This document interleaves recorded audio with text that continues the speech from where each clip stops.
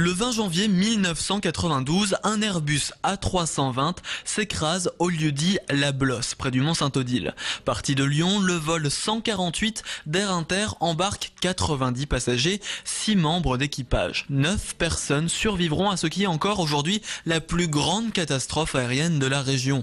20 ans après, que reste-t-il de l'accident ?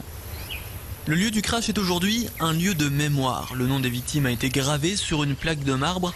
3 stèles en pierre pointent vers le ciel. La vaste clairière est bien paisible, mais l'atmosphère pesante. Pas de panneaux, pas de cartes, aucune signalisation. Il ne faut pas susciter de curiosité morbide chez les touristes de passage. 30 minutes, c'est le temps nécessaire dans un dédale de chemins forestiers et de sapins pour accéder au sommet, autrefois secoué par le chaos.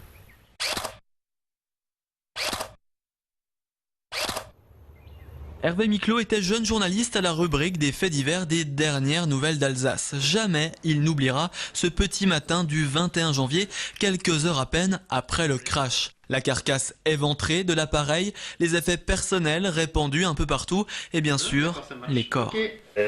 J'ai souvenir de mon premier réflexe justement, ça avait été de prendre mon appareil photo et de me mettre finalement devant mes yeux pour former une sorte d'écran entre la réalité et moi. Ça, c'était quelque chose qui m'avait... Et j'ai passé 10 minutes comme ça à ne pouvoir regarder la scène qu'à travers le filtre de l'appareil photo, avant de poser le réflexe et de pouvoir commencer à travailler, quoi, voilà.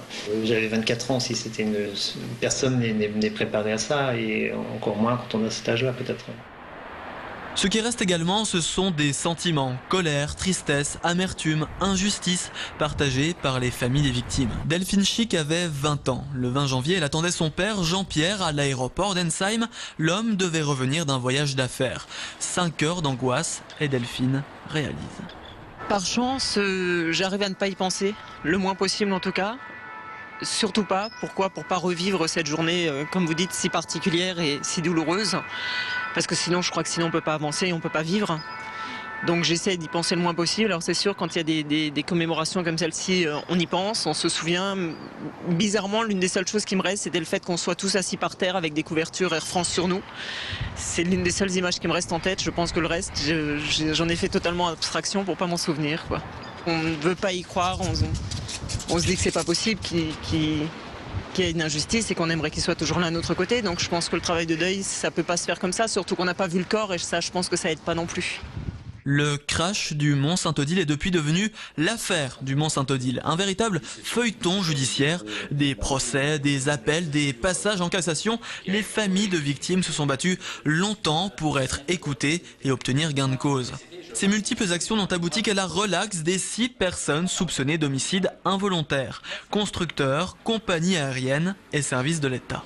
Ces combats devant la justice est resté rien. C'est-à-dire, pour un peu, on nous disait que c'était la faute aux victimes d'être montées dans cet avion, malheureusement.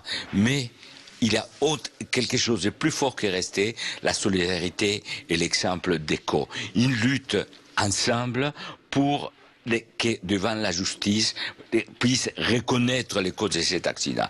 Demain, à 19h20, heure précise du crash, les familles, les secouristes, les représentants de l'association monteront au flambeau jusqu'au sommet de la Blosse pour se recueillir sur les lieux de l'accident.